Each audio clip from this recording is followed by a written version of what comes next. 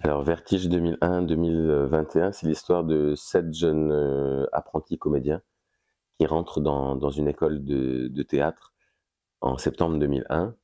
Et on va les suivre pendant les 3 années de leur scolarité et ensuite on les suit pendant 20 ans de leur vie, c'est-à-dire voilà, on les a avant de rentrer dans l'école, c'est-à-dire avec leurs aspirations, leurs rêves, leurs goûts, pourquoi ils veulent devenir comédiens, etc., etc. Puis ensuite, il y a comment les choses, des relations parfois amicales entre les gens ou sentimentales, et aussi bah, tout le contexte aussi politique, c'est-à-dire de rentrer dans une école de théâtre juste après l'effondrement des tours jumelles. Et puis après, en première année, du coup, ça veut dire que il y a l'élection, enfin l'accession au second tour de Jean-Marie Le Pen. On s'est vu un peu comme un flashback, c'est-à-dire ça se passerait à l'heure du Covid, et puis ça revisiterait les dernières 20 années. Ça interroge sur comment tout d'un coup la pratique de certains textes peuvent faire écho soit aux politiques, soit à des choses très intimes, au travers des textes de Tchekhov, de Brecht, de Sarah Kane. Voilà comment les choses tout d'un coup, quand on est dans une école d'art, elles peuvent être assez mouvantes, à la fois dans une chose de vie intime, de choses très personnelles, mais aussi une chose plus vaste qui est le gros décor dans lequel on vit, c'est-à-dire le monde post-11 septembre, quoi. Le point de départ est autobiographique, oui, ça c'est sûr que moi je suis rentré effectivement en septembre 2001 au Théâtre National de Strasbourg. Mais donc il y a ce point de départ-là, mais ensuite pour construire ces histoires, les histoires qui parcourent les personnages, ça a été fait aussi beaucoup en aller-retour avec les interprètes que j'ai rencontrés dans une école de théâtre à Lille en 2021. Donc c'est inspiré aussi un peu de eux, leur vie, leurs aspirations, ce pourquoi ils veulent faire du théâtre, quel rapport ils ont, soit aux politiques, soit à des choses peut-être plus sentimentales. Les acteurs sont aussi auteurs de la pièce, et donc parce qu'ils ont écrit aussi des personnages, ils ont écrit aussi des trames, ils ont écrit des scènes. Donc il y a quelque chose comme ça qui circule entre eux et moi, disons, aussi entre leur génération et la mienne.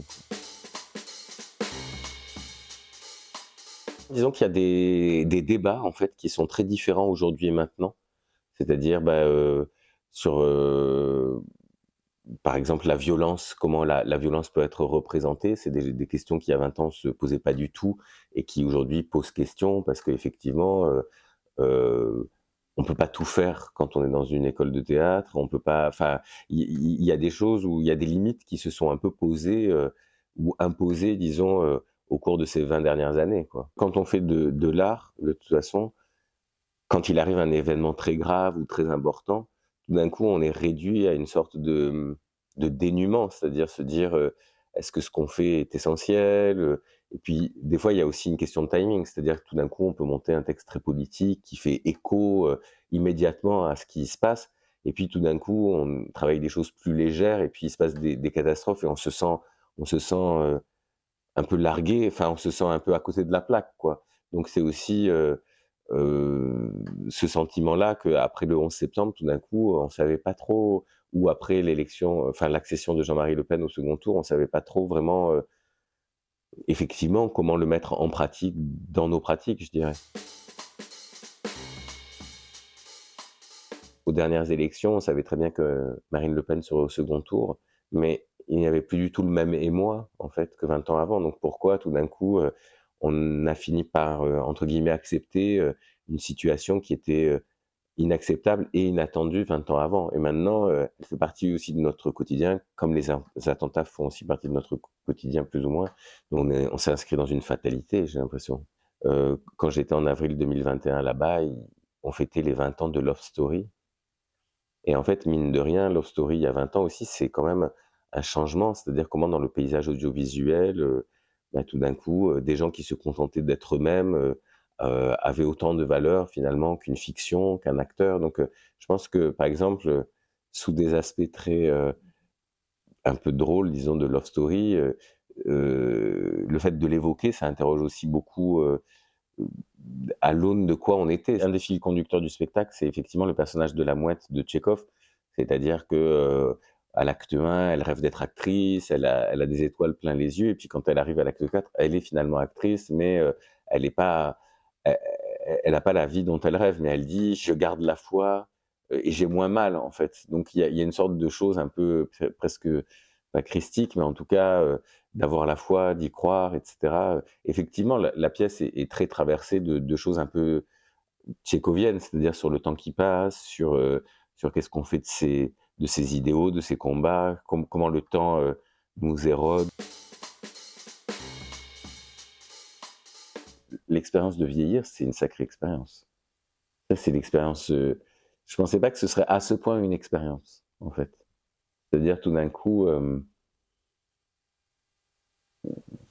tout d'un coup, oui, on est plus jeune, alors du coup, qu'est-ce qu'on fait de cette jeunesse perdue, de ce qui est derrière nous, qu'est-ce qui nous reste devant, et cetera. Parce qu'effectivement, il y a beaucoup, un texte de Virginia Woolf qui est Les Vagues, qui parcourt, aussi la pièce, puisqu'on retrouve, 6 personnages de l'enfance à l'adolescence et puis jusqu'à la mort.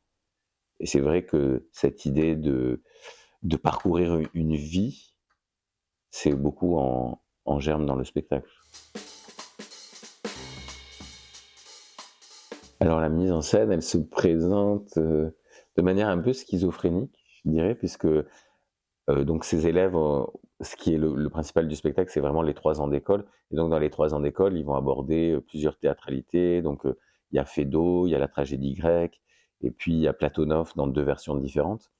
Donc on parcourt à l'intérieur des spectacles différents. La scénographie, elle est assez simple, enfin, en tout cas, elle a l'apparence de la simplicité. C'est juste, des rideaux qui s'agencent différemment avec des jeux de transparence et des choses comme ça.